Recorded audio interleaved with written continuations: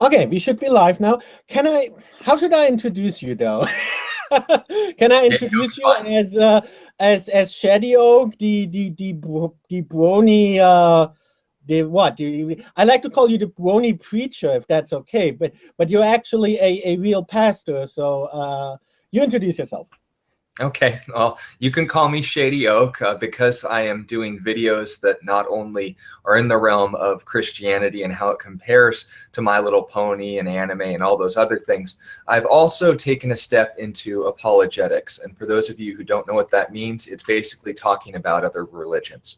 And I made a string of videos called the Why I Do Not Believe studies, because obviously if I take the stance that Christianity is true, I am also making the equal and opposite statement that Islam and Mormonism and Jehovah's Witnesses and Buddhists and Taoists and all those others are not true.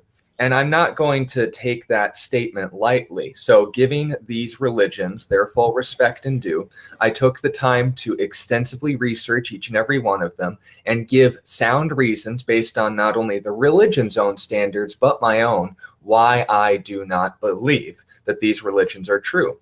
And this was being presented with Islam. This was being presented with Jehovah's Witnesses and Mormons being heretical and false cults in the Christian faith that claim to be of it but aren't. And I held them to their own standards and show where they failed. Islam obviously was much easier. It's just incoherent dribble. But then we got to the religion of Buddhism. And being a religion that would be held to the standard of any other belief, I held it to the same standard that I did to Islam, to the same standard that I did to false Christian groups. And as a belief system, I met it where it was at and said, well, based on these standards, was it consistent, coherent, and clear? This is why I do not believe it. Now, Emmanuel here, who is hosting today's debate, you were a former Buddhist, correct? You have experience in the faith? I don't know why you think that. I have feedback now. I don't know why that is. I'm hearing you just fine. Okay, then I'll just answer that. Anyway, I'm not a Buddhist. I told you that I'm a Buddhist. You thought I used to be a Buddhist or something. You said about Buddhism, but it's not really that I want to defend Buddhism. And you also spoke about a lot of other religions, and you kind of make it sound like I'm okay with what you said about the other religions. Oh no, that's. But anyway, I had some issues that I objected to, and we're gonna go into that because you want to do this as a debate. But I actually didn't want to do this as a debate. I mean, right. I'm totally fine with whatever people want to say or believe. I'm totally fine with that, and I respect all religions. Of course, especially including Christianity, and I understand that you're a Christian pastor, so of course you can't go around and say, oh well, we're all gonna practice Buddhism now. You know, that would kind of, then would take maybe, I don't know, a couple of years, and then Christianity would cease to exist. So I understand that as a how can you say it, as a clergy, that you can't go around and promote other religions. I do understand that. But anyway, the way you were describing Buddhism is, well, we're gonna go into that. I had some issues that I objected to, and I'm sure you would object to that as well if somebody would be presenting Christianity in that way. So I don't mind. I understand that that you can't exactly praise and promote Buddhism. I understand that. I just want to say a couple things to the way about the way you're doing this. Yeah. Okay, so yeah, that's basically what leads us to this video here. As you pointed out, my assumption is not in the base of this video. I just assumed based on your defense of the Buddhist faith that you had experience in it. You have some knowledge of the Buddhist sects, and I have read a few books on the topic, but this is essentially why we're doing this video. For my channel, as well as for your own, you have experience doing debates, and it always seemed to be just two people talking past each other. And that's not why I wanted to do this debate. When you left the comment on my video that was an honest and an informed critique of the standards that I was holding Buddhism to, you found fault with it. And because obviously I wouldn't make a video if I thought that my approach was flawed, I'm willing to defend my position. So what we're going to do is we're going to have a debate. And this isn't going to be two people screaming at each other. He's not going to yell at me in German, and I'm not going to yell back at him in Japanese, and no one's going to understand each other. But the goal is we're both going to speak in a common language and on common terms about a common topic. My position in Buddhism is that there is a core center of beliefs, and how I represented it in the video was not inaccurate. And I'm going to, based on this debate, defend that. Now, you have a different position in that the way that Buddhism was presented in the video was inaccurate, and that because of the variety of sects and all of these other different, to use the Christian term, denominations within Buddhism, there is no way to narrow it down to a core set of beliefs and history in which I presented in the video. So what we're going to do here is we're going to have an organized debate, and we're going to show everyone listening what it's like to have an argument but not hate each other. We're going to have a reasonable discussion about topics that are important, in that the way that was presented in the video was, in my stance, not misrepresenting Buddhism, but if it is, I want to learn from someone who can show me exactly where and when. And likewise, I assume as well for the receivers in this video, if you are a Buddhist or you are aware of the Buddhist faith, you would take stances just like Emmanuel would, in that you want religions to be respected. And naturally, I wouldn't want Christianity to be debunked by someone just stomping all over it without any real information on the matter. But I would respect the video if they took the time to know what I believed, and then we could have a conversation about it. So as we're going to get into this debate, this is how this is going to work. Anything to note about what I said, Emmanuel, before we get started? I'm constantly taking note here. You go, okay. Go ahead. Okay, so this is how the debate is going to work. We're each going to play each other's moderator, and for the sake of time, for all things to be done decently and in order, we're going to have a moderated debate. And this format is going to be as follows. We're going to have 15 minutes for our opening statements in how or if or why my video misrepresented Buddhism, and ultimately the representation of Buddhism. Is it something that can be narrowed down to a core center of beliefs? That's going to be our focus and topic, correct? Okay. All right. And then after the 15-minute opening statement, we'll each be given 10 minutes for a rebuttal. I'll be using my little Samsung Galaxy here for a stopwatch, and you can hold me equally accountable as well. I don't know if the time runs faster in Germany or not, so I'll try and be brief, and you can do the same. But the idea is, after the responses, we will have then 5 rapid fire sessions where you will be able to ask me a question, and likewise you'll be able to ask me, and we'll each be given 1 minute for a response, and then we'll have a 5-minute closing statement to ultimately take away what we've learned and if the points we made still stand. 15 minutes will be for my opening statement, and the topic is on whether or not Buddhism has a core center of belief. So let's get started. All right, well, in the video of why I do not believe Buddhism, I represented Buddhism with the core standard of beliefs that included not only their history, but also their founder and their claims. And ultimately, the standard that I held them to was whether these were coherent, consistent, and clear.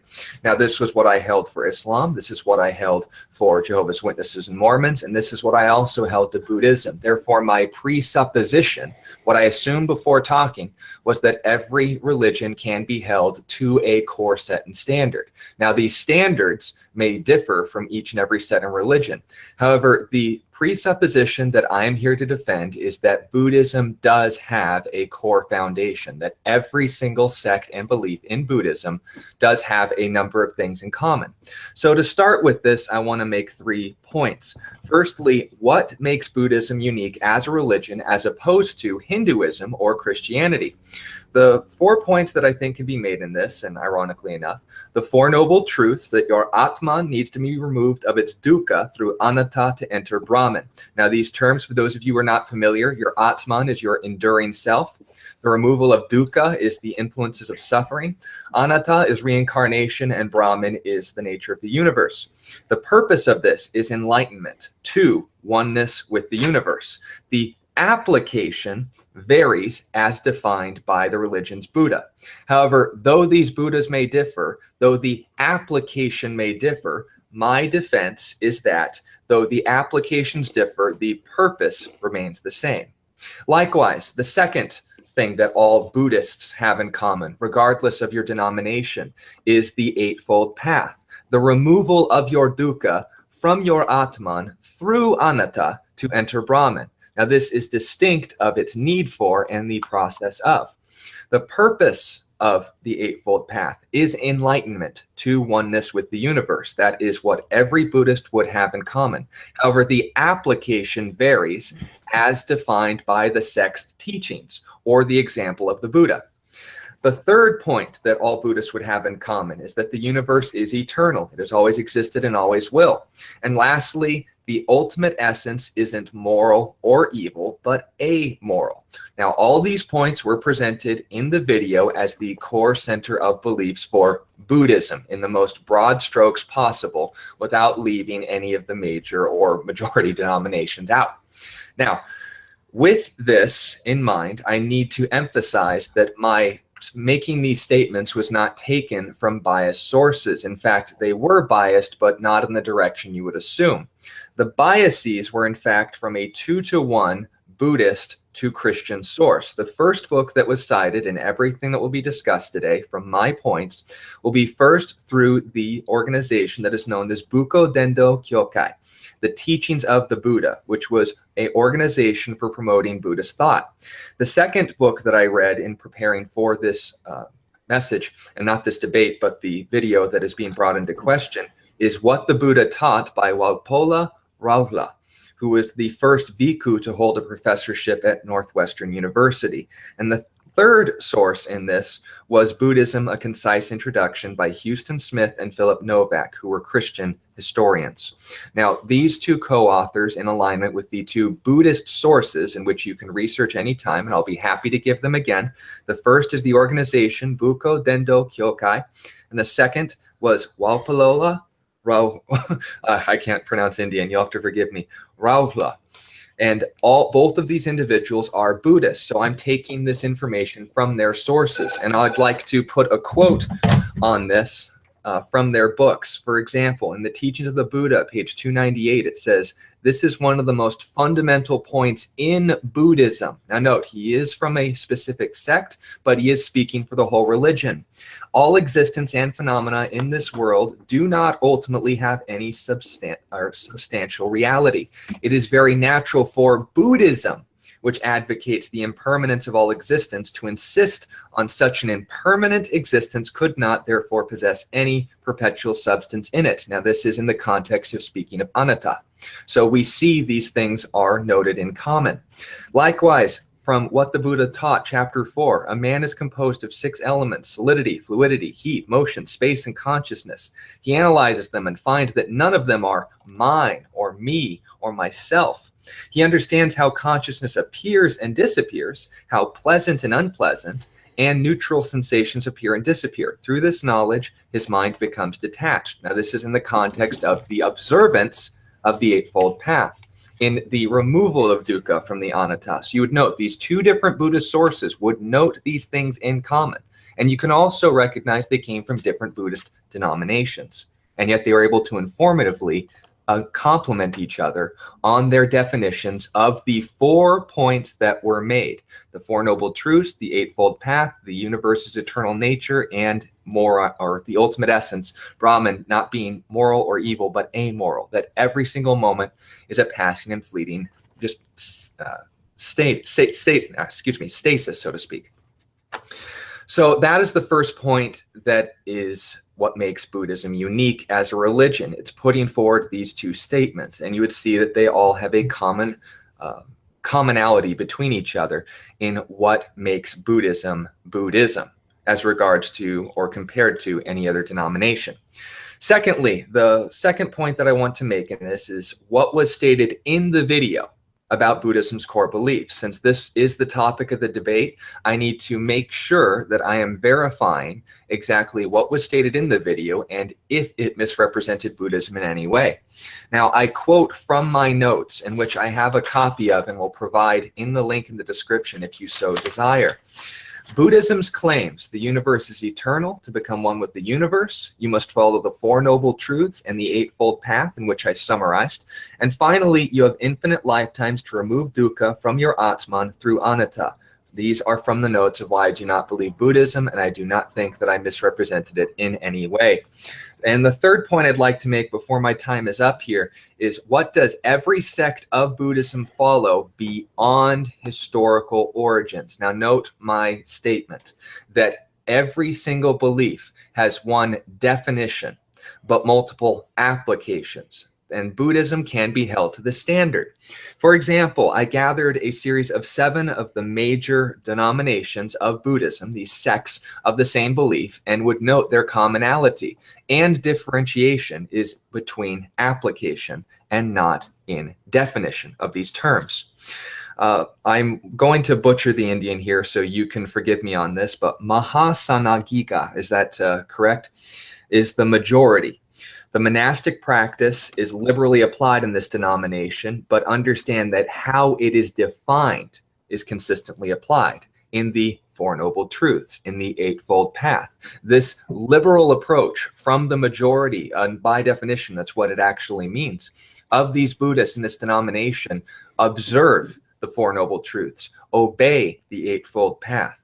But how that is applied is different, and yet they have these 4 basic doctrines, which I put in my video, in common.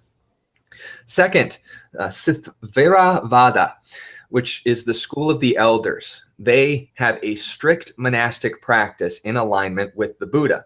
And however that is applied to the denomination differs, but ultimately understand it is shown through these 4 principles, exactly how the Eightfold Path was demonstrated, exactly what the Four Noble Truths were defined as. These people made an extensive study to go directly off of the Buddha, but you would notice that just like the majority before them, and I mean majority in that the Mahasanagika applied them liberally, but defined them the same.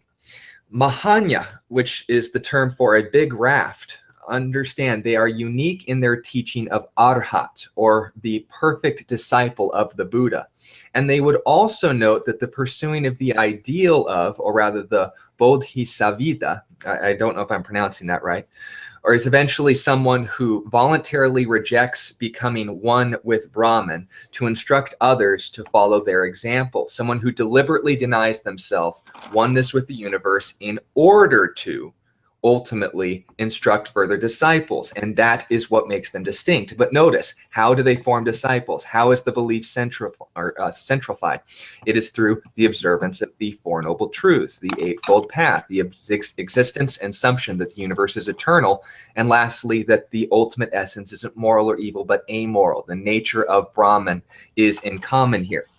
Likewise, Zen, or meditation, which is very common in Japan, is the pursuing, or rather the absence of communication through satori, which is understanding. The words change because obviously the differences between the Indians and the Japanese isn't just how they dress or act, but also how they speak. There's a difference in language, but understand that whether you call it satori or you call it ultimately the meditative practices, it's the same as in English. Whether these terms change, the application, the definition does not change. Vajrayana, which was popularized by the famous Dalai Lama, is based around the Hindu thunder god and was borrowed as a sect of Buddhism who observe a ritualistic, but note, approach to the Four Noble Truths, to the Eightfold Path, to the nature of Brahman, and ultimately to the eternal nature of the universe. Even though they would differ in how it's applied, how they are defined is still the same. Theravada is an extreme study of Buddha's words and teachings. The application and definition obviously are self-evident, but merely an emphasis on the application of personal study before a direct application is made to your behavior. It's still observing the same common factors, which were summarized in the video. Likewise, and finally, to conclude all of this, Pujlavada. Your Atman remains through Anatta even when finally entering Brahman. This was noted as a heretical sect of Buddhism, and yet the only difference between it and mainstream Buddhist thought is how Atman is ultimately transferred to Anatta, whether your enduring self still carries some of its essence into Brahman, which is rejected by the majority of Buddhists. But the point being is there something happening here? Yeah, I just wanted we'll to wait ask, for the response. We'll wait for the response. Okay. But I'm finishing the set here. No, it's not. I'm not making an argument. I'm just trying to understand which well, how do we say? You say sect. I like to say denomination because it's really okay. I will use that term. No, it doesn't really matter. But which, you said one of those religions or whatever you want to call it were regarded as heretic. Which one are you referring to? P-U-D Galavada. I'm having trouble pronouncing. I don't even know that one. Okay, never mind. Go on. All right, so let me finish my last 2 minutes of my opening statement. The heretical sect here was put forward in the book that I read, Buddhism, A Concise Introduction by Houston Smith and Philip Novak, where ultimately the only difference between the main line of thinking was Atman. But note, the definition still remains the same. The only difference is in the application. So based on all of these things, I've gone through 7 different major denominations of Buddhism, ranging all the way from the time of Buddha himself to the modern day, 2 of which in the most popular are Vajrayana and Zen, which is popularized very much in Japan. All of these things have a common factor, and that was what I defined Buddhism as in the video. And because Buddhism's variety of applications throughout history still held to a core center of beliefs that they all had in common, I will make this statement and conclusion that my video did not misrepresent the belief as I critiqued it. So I will reset my clock. If you have any final notes to make before you make your opening statement, I will be more than happy to provide the same respect in forming my questions and taking note of your points. Let me know when you're ready to get started, and I will start the stopwatch, and you will have 15 minutes. Yeah, so you can start your watch. All right. So first, I'd like to thank you for making that mention, because in my comment, the objection was that you basically jumbled all the various religions,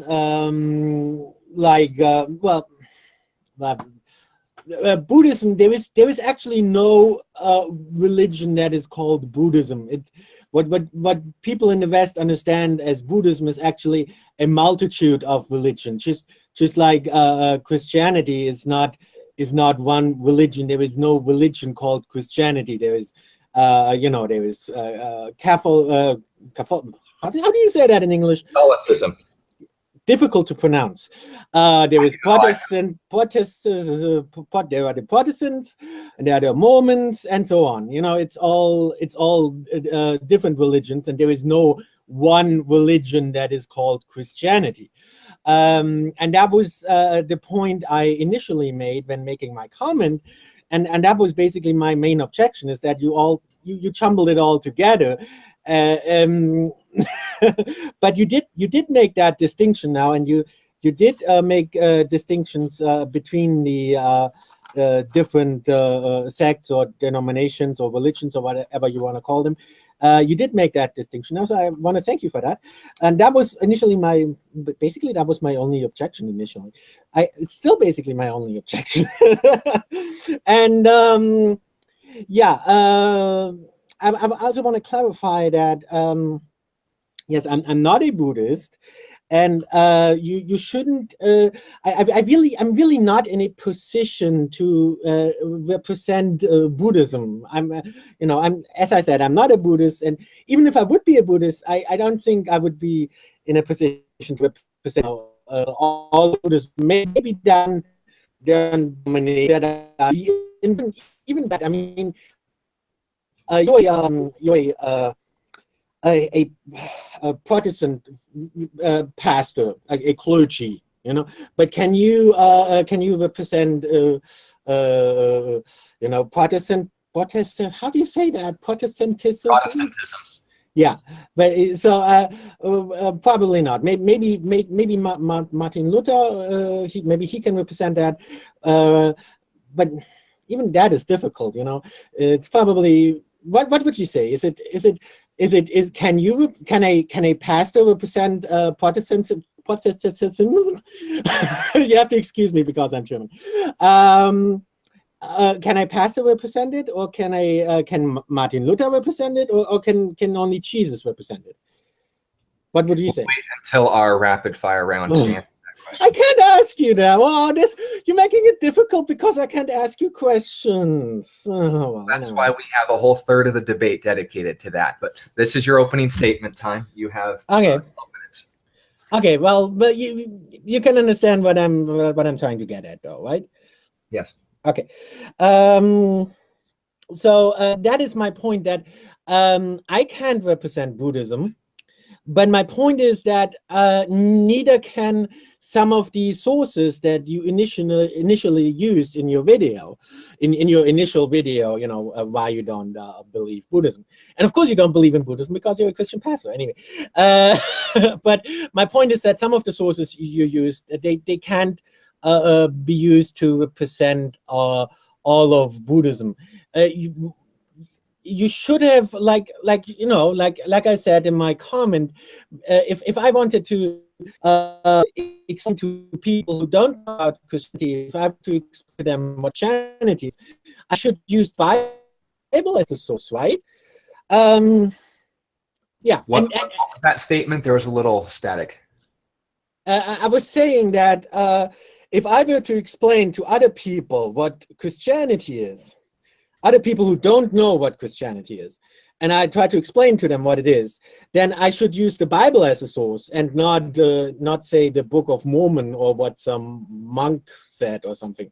That was also, one of my that was my initial point. It's still the same point, basically. Yeah, and the way you define what the core principles are, well, I would say, to make it really simple, I can't really, it's difficult for me to explain this, because what I say really can't represent Buddhism. But if one were to make it really simple, I'd say some of the really basic core principles that everyone can agree on is like you mentioned some of them, it's basically karma and rebirth. And I'd say some of those concepts are not as different as the concepts in Christianity. We can talk about that later on when we actually can have a dialogue, because it's just me monologuing now. I actually don't like that. I like to have a dialogue. Anyway, what else? Oh yeah, there's so many things that I just want to ask you. I can't ask you now. I want to ask you, why you said that that you regard, because I just said, and we can talk about that later on when we can actually talk. I said that of the core principle of Buddhism, or well, as I said, Buddhism is not a religion. It's a Wala term, but anyway, some of the core principles that each denomination can agree on.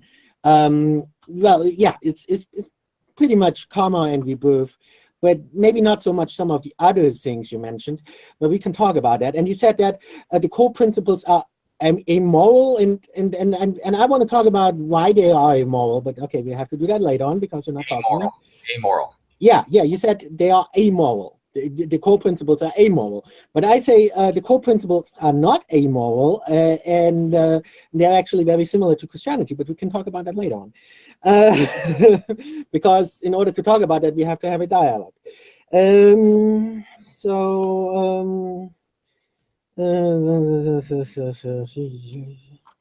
Yeah, that's pretty much it for now. I really want to get into a dialogue with you.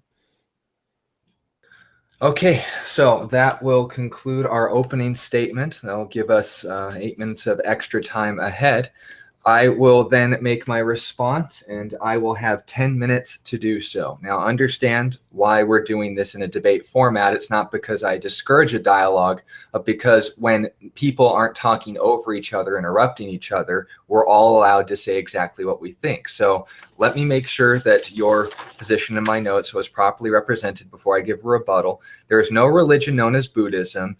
There are many, but ultimately they are under this wing. There's no defined religion as Buddhism. You compared it to Christianity. There is no religion known as Christianity. There are many denominations. You can't define Buddhism. You wouldn't use the Book of Mormon to prove Christianity. You can't use Buddhist sources to prove Buddhism. You can't speak for all of Buddhism. Is this an accurate representation of your statements? Yes, it's okay to understand it that way, yeah. Okay, so I will start my clock. I will have 10 minutes to respond, and you will be given the same time and opportunity to respond not only to my response, but also to encourage this dialogue uninterrupted. So I will begin. You said there is no religion known as Buddhism. It is many different beliefs. However, in my opening statement, you would recall that I said Buddhism is defined as a common belief in these four main principles, in which was represented in my video. Otherwise, if by saying that there is no religion as Buddhism, why would anyone call themselves Buddhists unless they had something in common? Why can't I call a Buddhist a Hindu? There is a difference in the core beliefs. That was the premise of my video.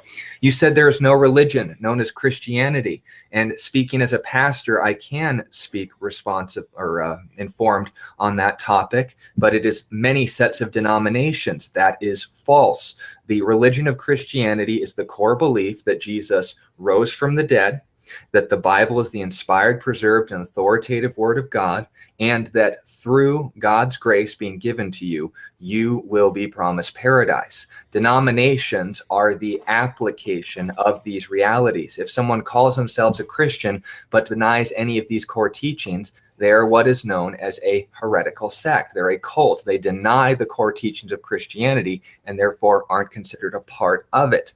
The same standard that I would apply to any intelligent human being's right to believe what they want, which I would agree to you in that regard. I believe as a Christian that God has given you the right to choose to reject him or replace him.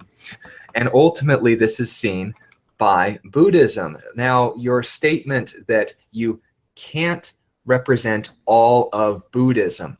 Well, in a way, yes, you can, because I wasn't just saying this is Buddhism. I was reading the informed sources from Buddhists themselves, going to historical documents from Christians who were given the opportunity to be critiqued by other Buddhists from any sect and historical critique, and they have no objections to it. You can feel free to Google the book that was written by the Christians that put forward the information that I read, that is known as Buddhism, A Concise Introduction by Eustace Smith and Philip Novak. They are not critiqued by any Buddhists. They are admired for representing the history accurately and in alignment with what evidence there is for Buddha and the other sects in which they formed throughout history. I'll use denominations.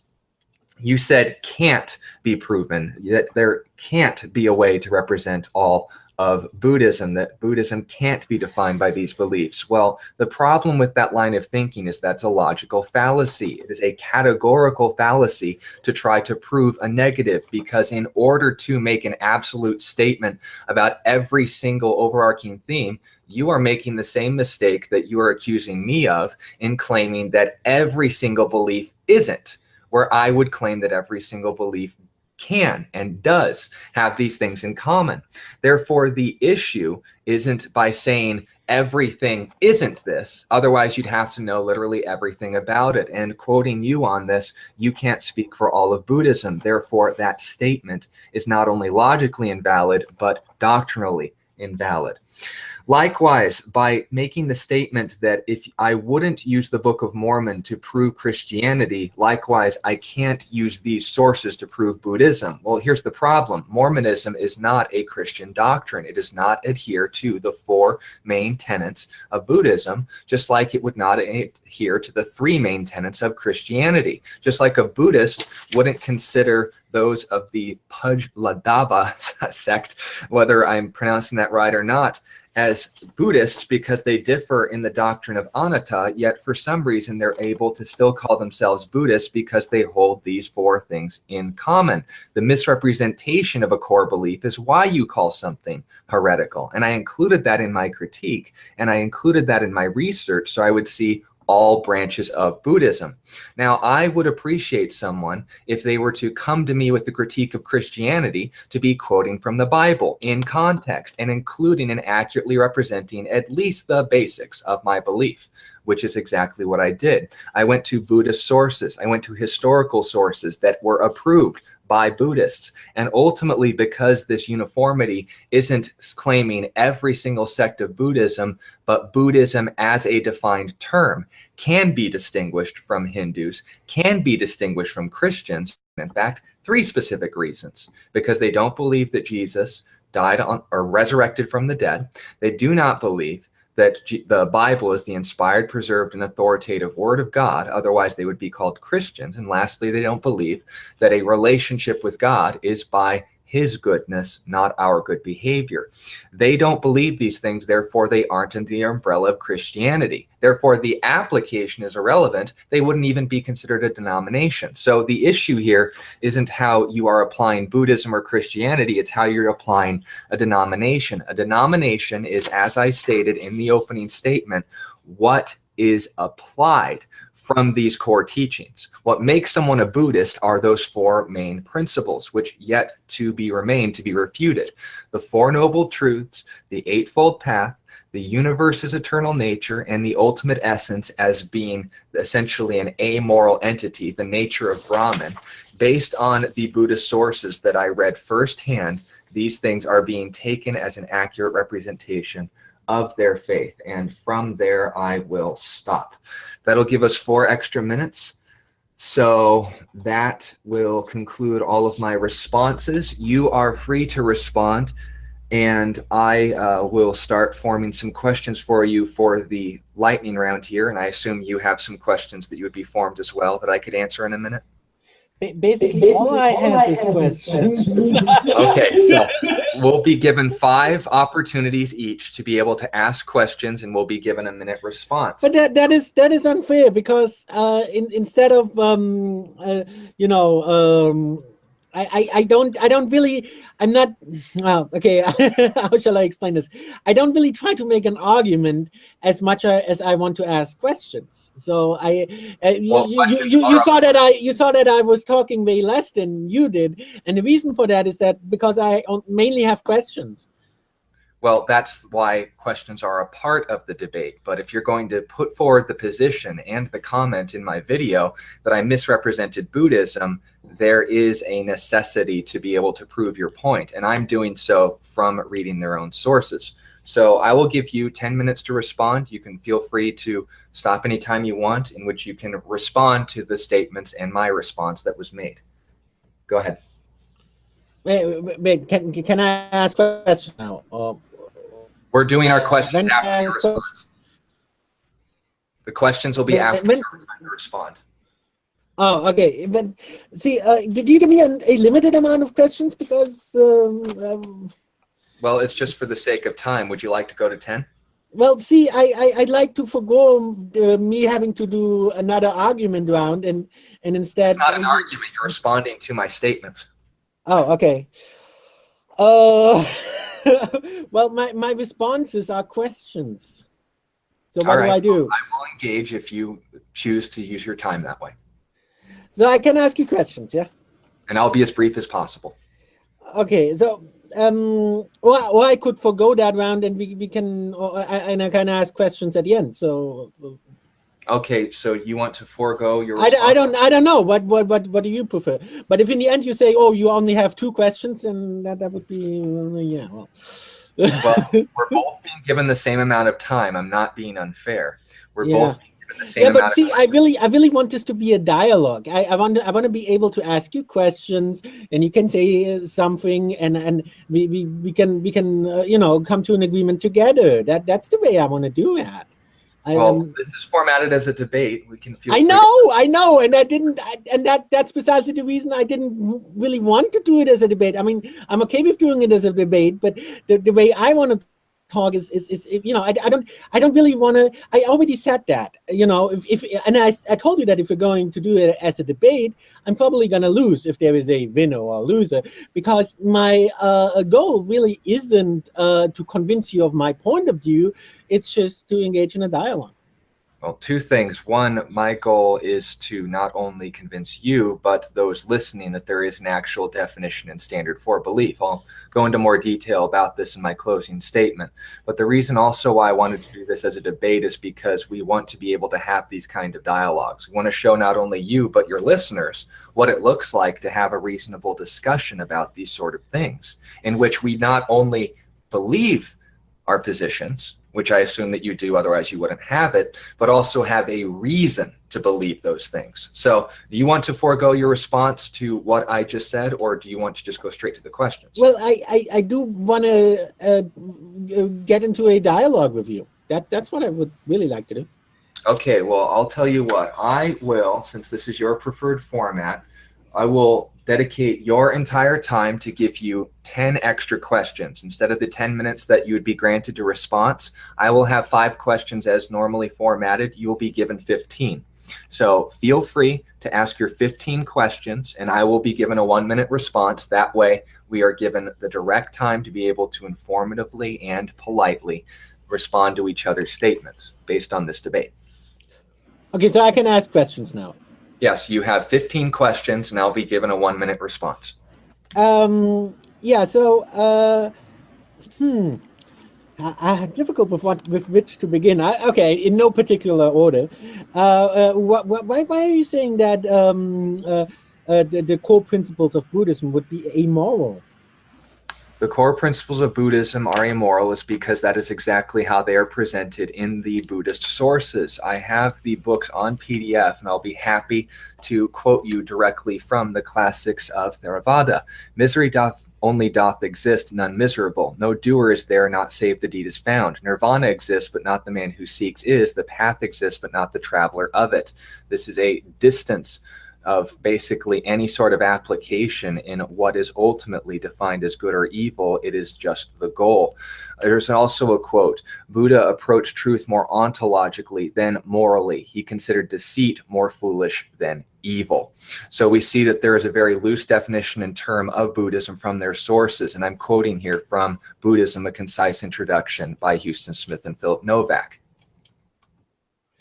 There was a voice distortion, so I didn't quite get what you were saying. Can you say it in one sentence why you regard Buddhism as immoral, amoral? Because Buddhism itself defines itself as amoral. Here's a quote from their book. Buddha approached truth more ontologically than morally. He considered deceit more foolish than evil. Yeah, but that is not something that any Buddha said. It's just something that somebody said about him. So is that your question? Is that what Buddha said? No, that is see, that's what I was trying to explain. That's like that's like when I try to explain Christianity with the Book of Mormon.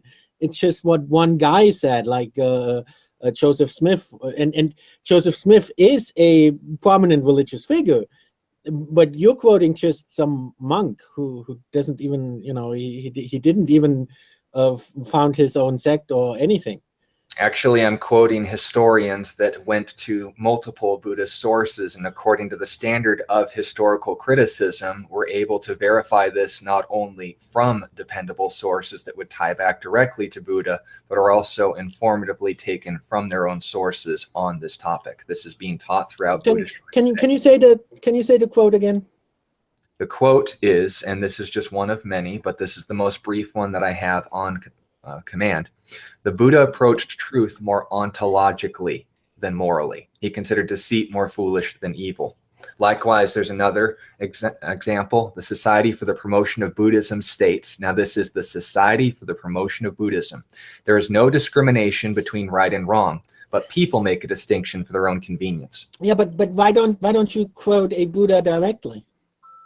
Because we only have the sources that we could verify historically, which are recorded by these people. And these people are just like in the, I mean, okay, the Bible mostly is an account of you know, I mean, I'm talking about the New Testament, is an account by Jesus's disciples, you know, basically about what he did.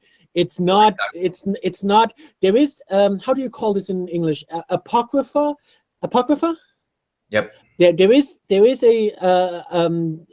an apocrypha called the Gospel of Thomas. That's not in the apocrypha. That is an apocrypha, but never mind. I think it is an apocrypha. But okay, you don't even recognize it. You recognize it as an apocrypha. No, the Catholic Church doesn't recognize it as an apocrypha. Oh, you do. Can I define? Okay. Can I define for you what the apocrypha is according to Catholic sources? Well, that's. I think we would be deviating too much. Well, let me apply that because this is important for your point. The apocrypha, or the concealment, is a collection of books that were added to the canon of the Old Testament. By the Council of Trent in response to the Protestant Reformation. The Gospel of Thomas was based on the Syriac writings of a heretical sect known as Gnosticism. And because they were written over a century after the fact, the infancy Gospels of Judas and Thomas, as well as several others, are not from eyewitness sources, are not based on the core teachings of Christianity, but confirmed false doctrines, and therefore are not recognized because they are not holding themselves up to the alignment of the canon. The canon, or the consistent rod of measurement of the Old Testament, is based as follows. One, historical accuracy. We would know that God wouldn't get basic facts wrong. That's why the Apocrypha, the actual Apocrypha, the books of Tobit and 1st and 2nd Maccabees and the Wisdom of Solomon and all the others, they make historical errors. For example, in the book of 1st Maccabees, it says Nebuchadnezzar is the king of Syria. He was not the king of Syria. He was king of Babylon. He did not rule from Nineveh. He ruled from the Babylonian capital, Babylon. Likewise, if I'm going to hold the Apocrypha to the same standard as the other, whoa, don't take too much time on this, because you don't even know what I was going to get at. Well, I'm doing it under a minute. Well, but you'd just be proving my point. Because I was going to. Actually, your point was that but see, what I was going to say is that the Gospel of Thomas is pretty much one of the only, or maybe the only, but at least one of the very few Gospels that consists entirely of direct quotes from Jesus, but you don't even recognize that, and most Christian denominations don't recognize that. So all they have, you know, basically the New Testament. It's almost entirely composed of of the disciples' account, not directly of what Jesus said, but just where he was and what and so on. They are awesome, but they are quotes. But mostly it's a narrative. But there are some quotes, and it's the same with. Well, there are so many Buddhist sutras, but a lot of them are also, accounts by third parties, so to say. You know, they weren't written by any Buddha, just like, you know, the New Testament wasn't written by Jesus, but they do contain you know, quotes directly from Buddhas, at least from time to time, just like you know, in the New Testament, Jesus is quoted from time to time. So the point is, it's really, you know, it's really difficult, especially with Buddhism. This is one of the main problems with Buddhism. It's like, oh, he said, and that guy said, and you know. So my point is that you really have to go to the source material and really look at what quotes from Buddha directly, or from, well, as I said before, there are several Buddhas. So you have to make a distinction there, first off, and then you have to make a distinction between what is the interpretation of the various monks and so on, and what did the actual Buddhas actually say. Quite frankly, I don't think you know what you're talking about. If I'm going to open to my New Testament, which, by the way, is only this much of my Bible, the rest is Old Testament, which are also historically verifiable.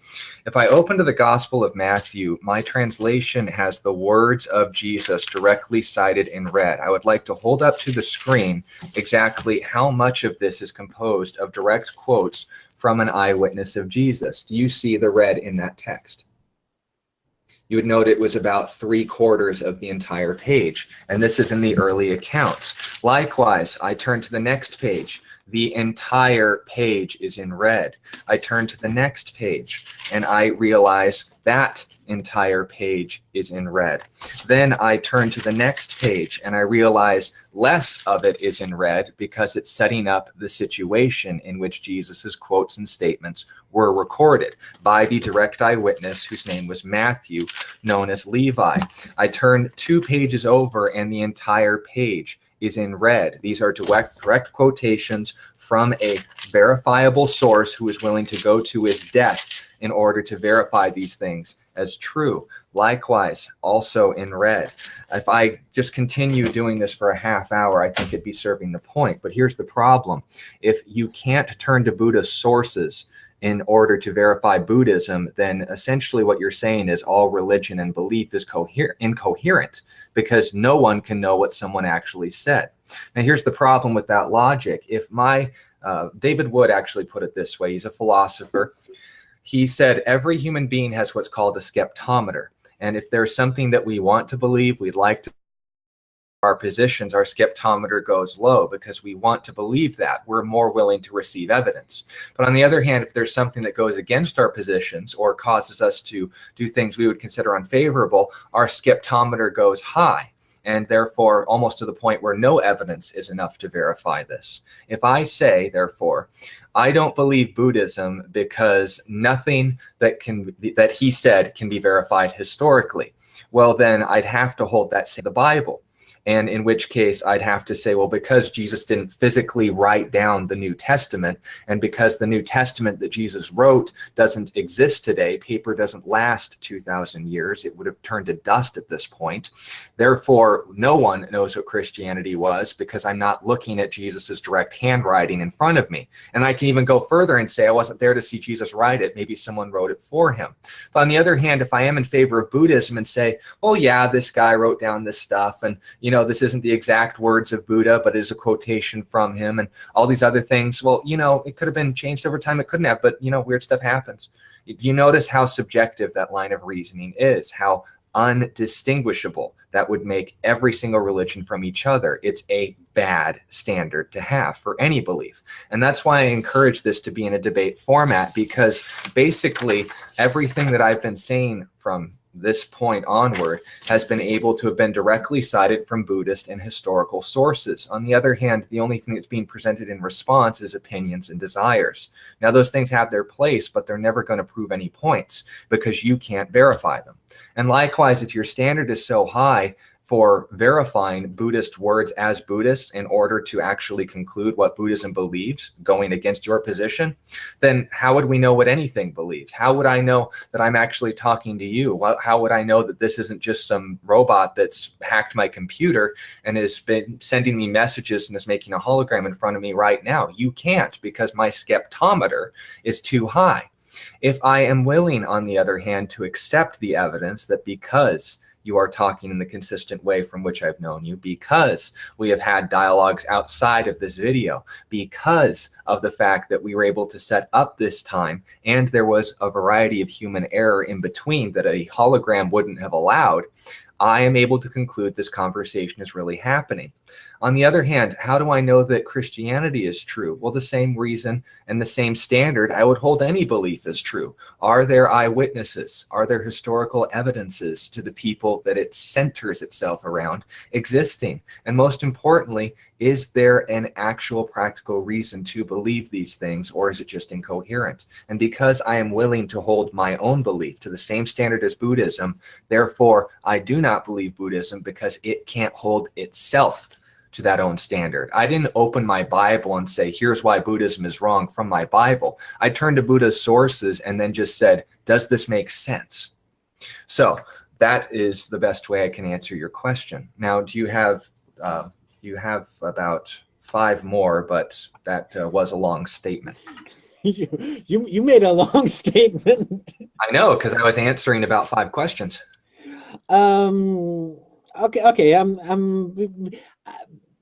I don't want to make this too much of a debate, so I'll. But it's formatted as such. So I know, but I feel like it would. Then I'll ask you. You know, if I would say something about what you said, it would get too long. So I just continue with my questions. Although I don't agree with what you said. Okay, I don't. Well, I agree with. Well, I agree with some anyway. But see, that's what people tend to do. You know, they agree with some things and they don't agree with other things. So. You know, when any religion gets transmitted, and you know, you read a book by a monk or whatever, you know, he tends to bring in his own understanding. So that's why I said that you should try as much as possible to quote the source directly, you know, like to quote from the Bible directly instead of what somebody wrote about the Bible, and same with Buddhism. Anyway, I have some more questions. You mentioned. Yeah. Okay. You are assuming a lot in the lack of discipline in the monk who's going to always write down his own opinions when he's recording something. Do you think that a sincere Buddhist who's dedicated his entire life and years of his life in meditation and silence based on this man's teachings is going to be guaranteed to introduce his own material? I'm not saying that it's not possible, but I am saying it is an assumption that needs more proof than just to be set out of hand and then moving on to your next point. Well, that is one of it's not the only reason, but it is one of the reasons why you have so many denominations, especially in Buddhism, is because a lot of people, you know, it's not always the case, but in some cases, you know, it's just people coming up with their own understanding, and then you know. So therefore, the same core principles but different application, like I said. Well, not always. That's why I emphasized it's one of the reasons. It's not the only reason. There are some, you know, with some it is that way. It is that you know, they just came to a different understanding, but from the same source material. That is the case sometimes, but it's not always the case. You also have the case that it's completely different source material to begin with. You also have that case. Okay, so what's your question? Oh yeah, I was trying to move on to the next question. I'll save that question for my round.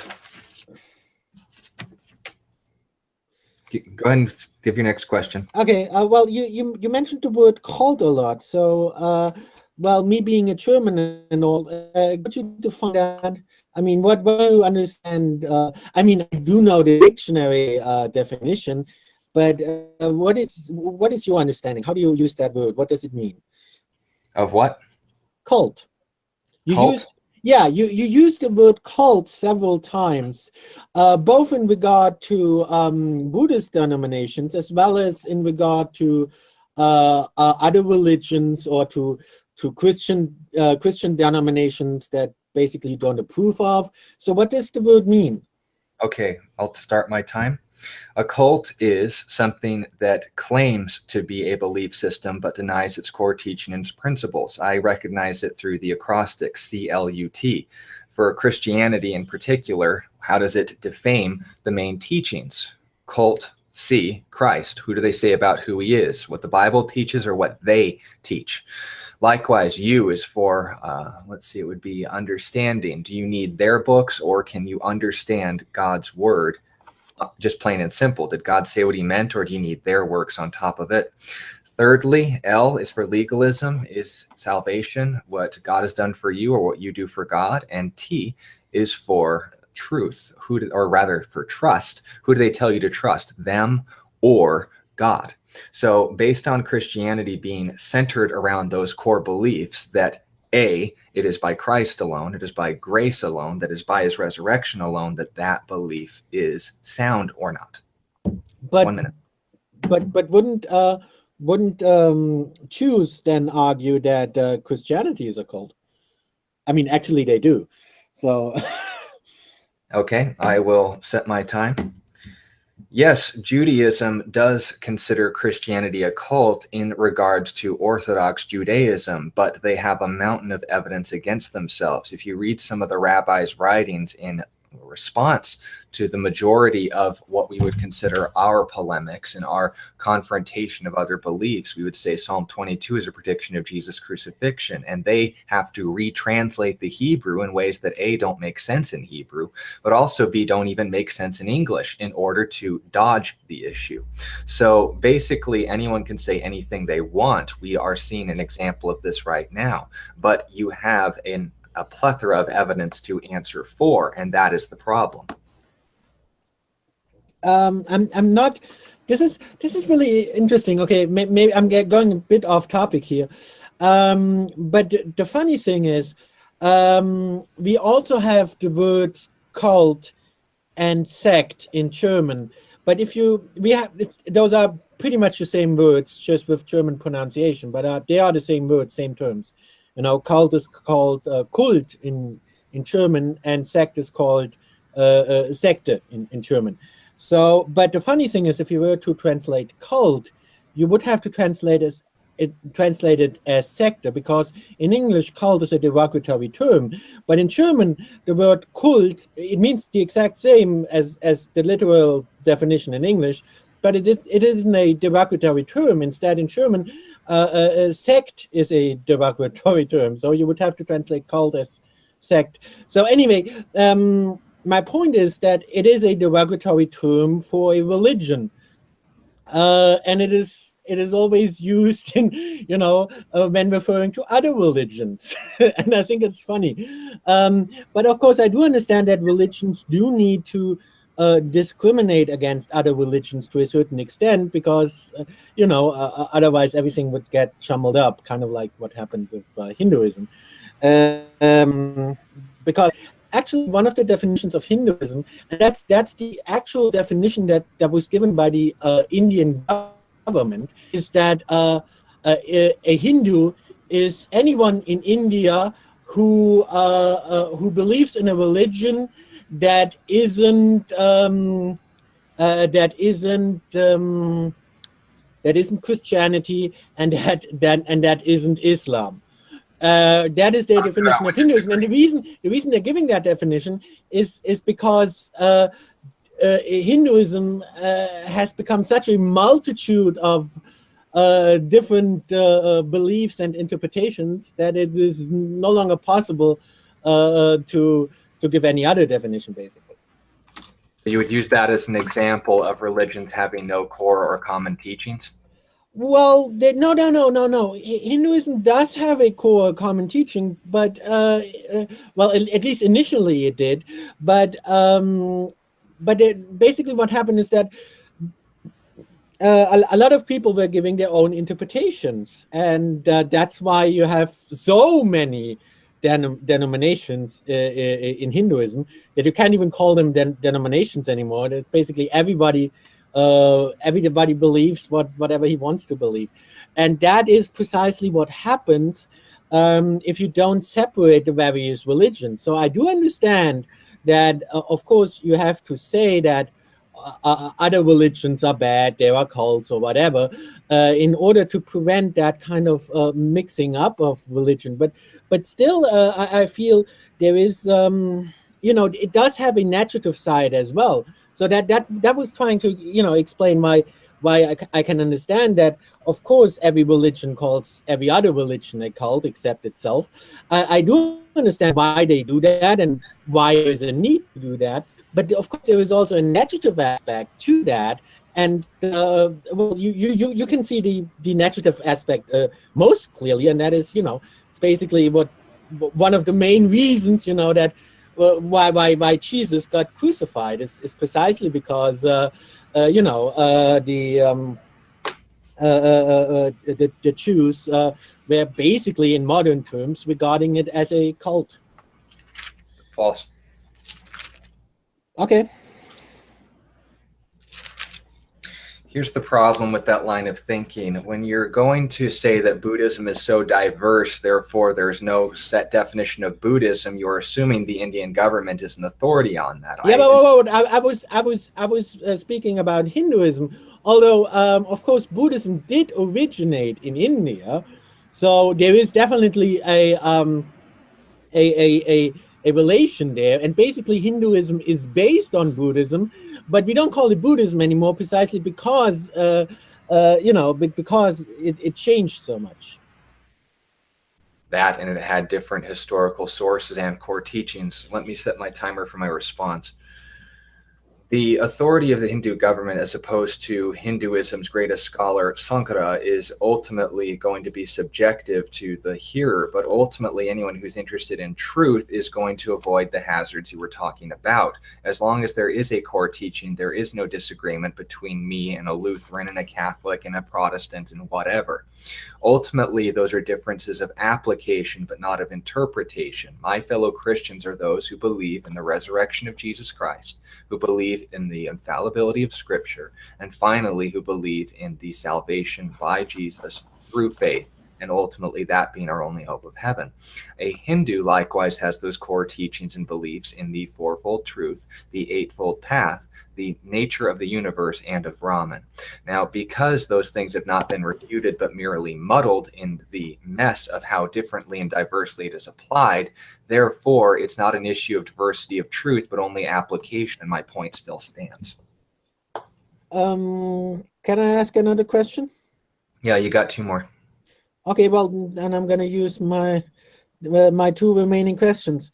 What's wrong with karma and the rebirth? Does that count as one question or two? I'll consider it one. What is wrong with it morally or practically or doctrinally? Well, it can be all of that. What do you consider wrong about it? Or the most wrong in the aspect that is most important to you? Okay, so my opinion will, and $3.50 will get you a cup of coffee at Starbucks, but I'm willing to share it because I'm basing this on truth. When we're talking about reincarnation, we're ultimately setting up a system that not only can be abused, and every religion can say that, but ultimately we're also setting up a system that by definition is to be abused. It is a system of abuse. The Gandhi, the famous basically proponent of these Hindu beliefs, in his hunger strikes and protests to the caste system and the government, was ultimately defined by what he called the idea of reincarnation, which Hindus and Buddhists would have in common. But the issue in this is how that is experienced, and I am quoting him on this, in which what Gandhi himself said, that reincarnation is too great a burden to bear, because you will never know ultimately how long, how much, how many more lifetimes you have to successfully work out your karma. Now, I'll take a little extra time because technically this is 3 questions. When we're talking about the idea of reincarnation and why it is wrong, it's not necessarily because I have verifiable evidence of it not working. I have a better option. When I'm talking about Christianity and I compare God reaching down to us instead of us having to stretch ourselves out to the infinite, it is a far more reasonable call to the afterlife than me having to work out everything myself, because Ephesians chapter 2 verses 8 through 10 said, it is by grace you have been saved through faith, that not of yourselves. It is the gift of God, not of works, lest anyone should boast. I find that far more comforting than, well, if you were good in this life, then your rebirth will be slightly better. But if you were bad in this life, you will have to pay it out through karma. That is, by quoting Hindu sources on this, and Buddhist, and anyone else who would adhere to this belief system, too great a system to bear, because it's not a second chance, it's punishment. That is how Hindus, that is how Buddhists, that is how those who actually know what karma is, ultimately representing, not making this life out to be an opportunity to reach heaven, but defining life itself as a living hell. But isn't the Eastern concept of karma kind of similar to the Western concept of sin? No. Why not? Because sin has a direct standard for perfection. To sin is an archery term. It means to miss the mark. In karma, it's ultimately to do something that sets off the balance of the universe. And because one moment is fleeting to the next, and the universe is always in this state of turmoil by its own definition, otherwise none of us would be here. We'd all be one with it. Buddhism, by definition, defines itself as a universe in chaos, setting itself in order. And it sets itself in order by torturing you, by putting you back into this life. That is how the Easterners define it. Sin, according to Christianity, is treason against a holy God. It is not setting the universe in chaos. God can unmake the universe at any time, but instead he voluntarily took our treason and the penalty thereof on himself to offer a ransom. But because this is through a relationship and not a bargain or deal in which we somehow benefit from, he's offered the opportunity for a relationship. Karma can't be received, but ultimately just experienced and worked through. Salvation and sin are entirely different in that one is a legal crime. Karma is just a state of being in which you will be punished for. It's the state of punishment. It's like saying sin and hell are the same thing. No, one results in the other, but they aren't the same thing. Maybe my understanding of this is too simplistic, but for me, it's pretty much the same, really. I mean, because I really have a kind of maybe too simplistic understanding of this. For me, it's just basically, well, you should avoid sins because, well, it does have bad consequences, just like with karma. So you should try to do good things. That's basically what I get out of both of that is trying to do good things. Okay, and this will be the last question I'll answer. By saying that there is good, you're defining something as bad, and therefore there is a standard by which you are and aren't doing the right thing. If I say I'm doing good as a Christian, and if I say I'm avoiding bad as a Christian, I'm saying that I'm acting more like God's character and less like the alternative, a separation from his character, i.e. the definition of evil, the absence of good. If Hinduism is all that ever was, is, and will be, then ultimately there is no standard for. If Buddhism is the ultimate standard for what is, was, and will be, there is no standard for ultimately what is right or wrong. It's the nature of the universe. These things just happen. It's your participation in them that ultimately sees you in this regenerative cycle, and a cycle by which the whole religion is founded upon avoiding, because the nature of dukkha, of suffering, of evil, is based on that removal from your Atman, the absence of your desire and set. It is the opposite of Christianity in that regard, in that we not only need to acknowledge that we are sinners, but ultimately recognize there is only one way for them to be dealt with. And it's not through mass suicide or meditation, but through the acceptance of God coming to this earth. Hinduism's distinction from Buddhism is that it claims an infinite number of gods. But ultimately, Buddhism still makes the same mistake in putting forward the idea that you can work out your own salvation. But the problem with that statement in Christianity is it presupposes it's already been done for you. and therefore you work from mercy, not from judgment and in fear of it. We aren't running from hell. We're choosing a better option. So if I say I don't want to look at pornography when we're done at this, it's not because I'm saying no to those images.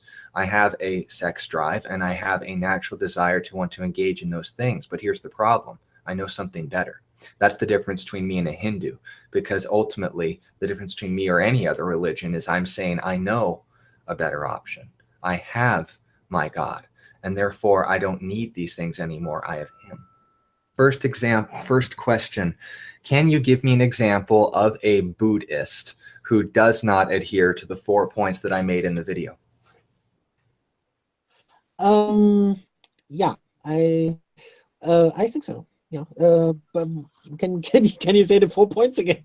4 points are that the Four Noble Truths, the Eightfold Path, the eternal nature of the universe, and the ultimate essence of the universe being amoral, the nature of Brahman, the teachings of Buddha, and the example of basically the reality that your Atman needs to be removed from its dukkha through anatta to enter Brahman. Yeah, well, I'd say basically every basically every Buddhist would disagree with your saying, that Buddhism is immoral or amoral. I'm pretty sure they would all disagree with that. Where and when? Well, but we talked about why you say that it is amoral before, and I'd say pretty much. Well, I'd say most Buddhists would disagree with them being labeled amoral. On the contrary, well, at least this is my impression of Buddhists.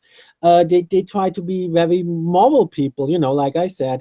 They believe in karma, so they believe that if they do anything wrong, it will go it will get back to them. If they say, for example, kill someone, then they might die or something bad might happen to them, So I feel that on the contrary, they try to be very moral and always try to do the right thing, at least if they're following, Okay. All right. Once again, I'm asking for a specific example. Can you tell me of a Buddhist, an informed Buddhist source, or anything in Buddhism that's put forward by the Buddha that would deny any of these 4 things? Like I said, I'm not a Buddhist, and I haven't prepared any scriptures or anything. But like I said, my impression, I can only talk about my impression because I don't claim to represent Buddhism or anything. So, but my impression is that Buddhists are very, very much moral people that try to do the right thing and try not to harm any living being. So I don't think I don't see what's immoral in that. I think it's very moral. Okay.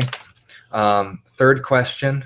You say morality. How is that? What is the source of morality for a Buddhist? Well, it would be karma and rebirth, basically. How do they know if they're making bad karma or good? Well, if they harm somebody, well, see, it's basically well, it kind of depends on what you want to happen to yourself.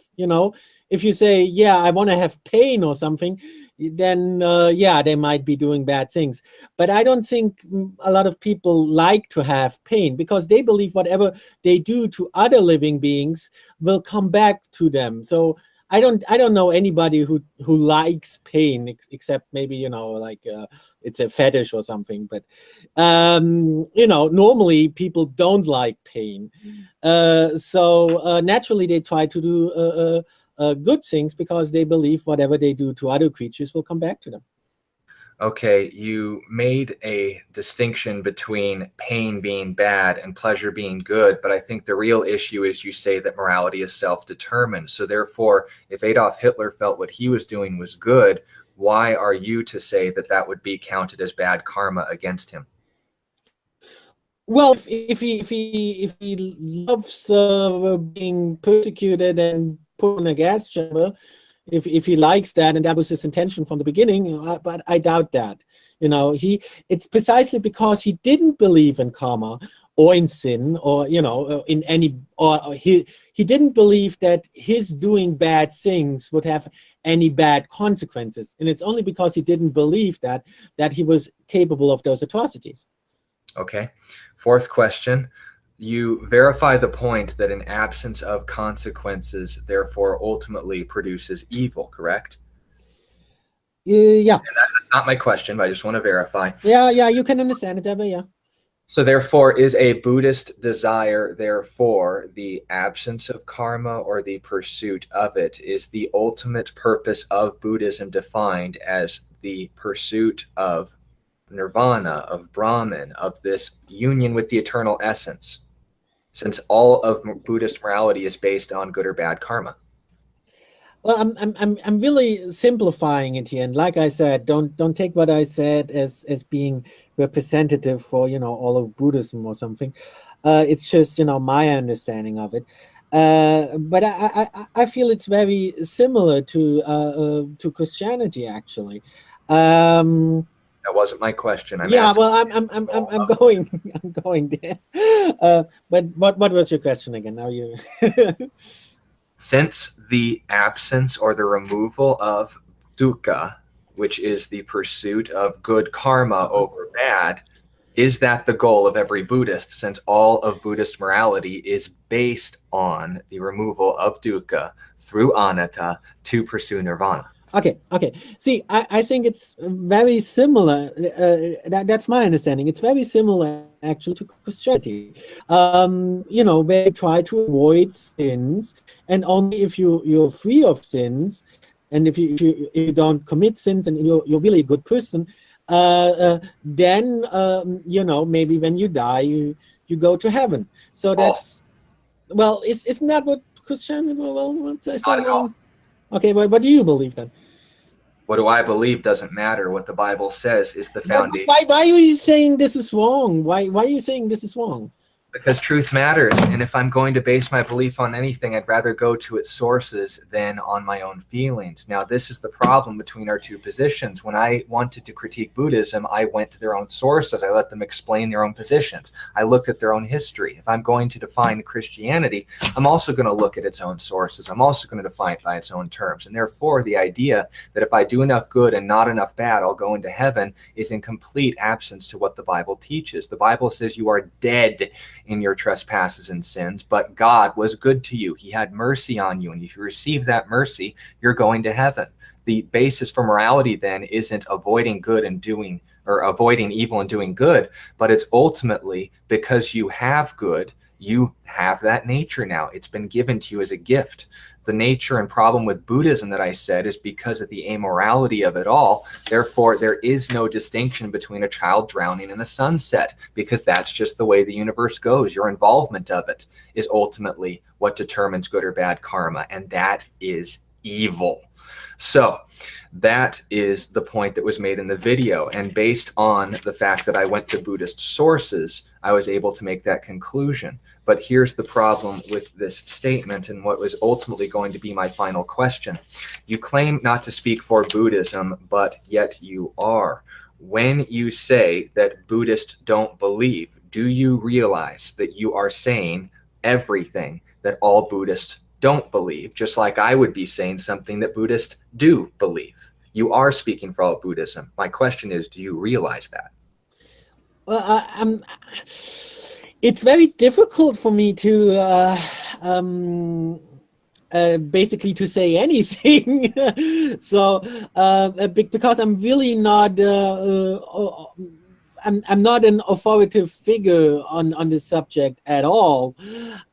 So but a lot of other people, even those who have that status and who are regarded as authoritative, they are not Buddhas, and they are not Jesus, and they're not gods.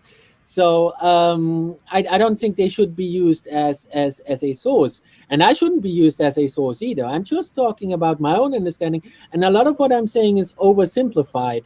But this is just my own limitation. I have to make it oversimplified. So of course, don't take my words for granted. It's just It's just my oversimplified own understanding, you know. Well, that'll conclude the question section. Now we'll go to our closing statements. Do you want to go as we started, or would you like to make your closing statement first? You can decide. All right, I will go first so we can keep in the pattern. 5 minutes will be our closing time, then we'll conclude the debate. Well, thank you for being here. I'm glad that we were able to have this conversation and seeing things from your perspective. And based on the perspective that we were both able to provide, all of my points still stand. My opening statement was that Buddhism, what made it a unique religion as opposed to Hinduism or Christianity, was the Four Noble Truths, the Eightfold Path, the eternal nature of the universe, and the amorality as the nature of Brahman. None of those were refuted beyond preferences, and quoting you on this, you don't claim to be a source, therefore your positions don't matter. Likewise, I gave quotations and citations from Buddhist, Hindu, and Christian sources to verify my claims, none of which were provided in return. Therefore, my authority isn't what's being put forward. The Christian authorities are, and the Buddhist authorities are, and the Hindu authorities, though there was only one, are.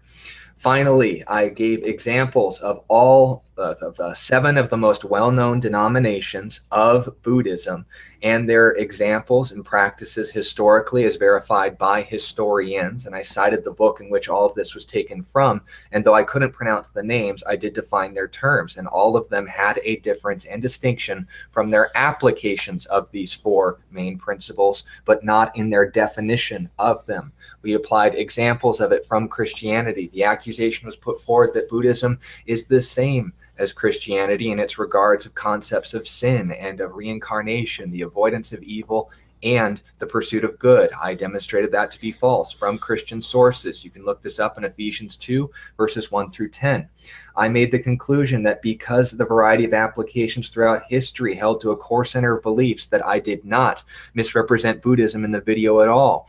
Therefore, when I was making this presentation, I wasn't speaking for all of Buddhism, but the Buddhism as a defined term and religion.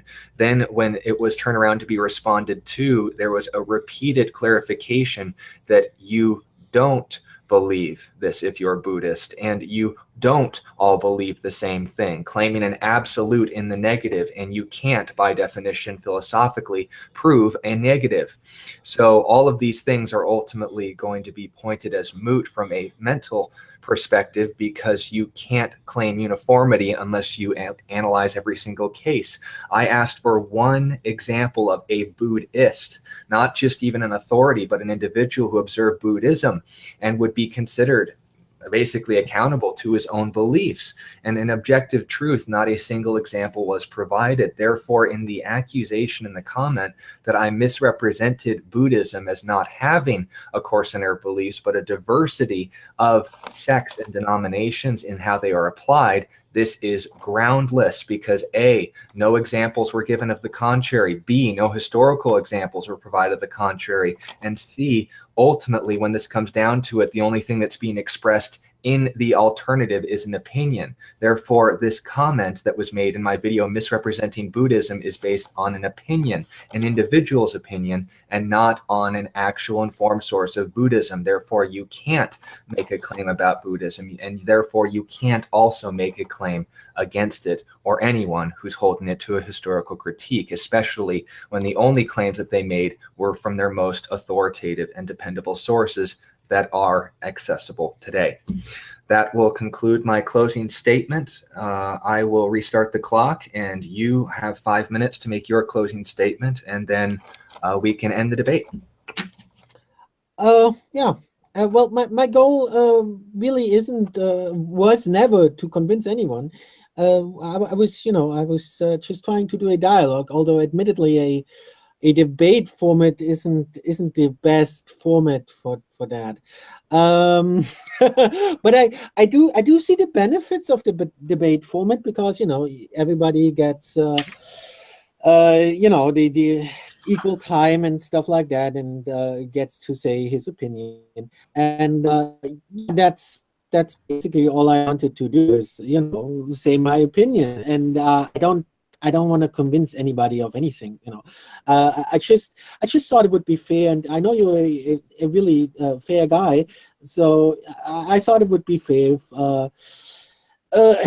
if we could talk about my objections, and I well, objections is too strong a word, you know. But you know, I did wanted to just, you know, give my opinion of it, and that's all it is. It's just my opinion, and you know, and people can decide for themselves, you know. And I don't want them to listen to my opinion, or, you know, that was never my goal. It's just, you know, I just wanted uh, to to make people aware that of course there are people who see things differently, and I think that's fine, and I think it's fine that you see things differently, and yeah, I feel it's very important that everybody really forms his own understanding, and people, of course, you know, they will, some people will well, everybody will have his own understanding with everything, and I think it's really important for people to form their own understandings. But of course, and I did make that very clear, you know, whatever understandings they come to, you know, that can't represent a religion or whatever, you know, it's just their understanding. But I feel it's very important that everybody has his own understanding, and comes to his own understanding, and that's really all I wanted to do. All right. Well, thank you for the time. That was fun. And note, we're smiling now. Regardless of how cordial we had to be in proving the points, guess what, Emmanuel? We're still friends. And when it ultimately comes down to it, we're talking about these points. We're making truth claims. So I hope this was an example not only to Emmanuel's viewers and listeners, but also to mine. I encourage you to be able to take note of what was discussed here, and that even when positions were being just made as the other viewed it, when you saw me saying something that you believed was flagrantly false, you were able to speak up about it, but do so in a cordial way. Likewise, when I was able to respond and I had reason to respond to someone's statements, I didn't shout them down. I didn't punch them and call them a Nazi. I mean, he's German, but so am I. So this would really be just indistinguishable. We're talking about two people who have two different lines of thinking. And as the United States president, I believe it was Lyndon B. Johnson, said, if two people agree on everything, obviously one of them is only doing the thinking. So this is a very good exercise that I hope you're all able to model. I thank you for your time, and I look forward to the questions that you may be receiving on the topics discussed in the debate, whether it's about Buddhism, Hinduism, Christianity, or just the basic concept of truth in of itself. You can go to my channel, Shady Oak Ministries, or to Emmanuel's, and you can send me your hate mail, and if you have hate mail to send him, send that to me as well. I'm more than willing to take that. But yeah, we want to thank you all for your time.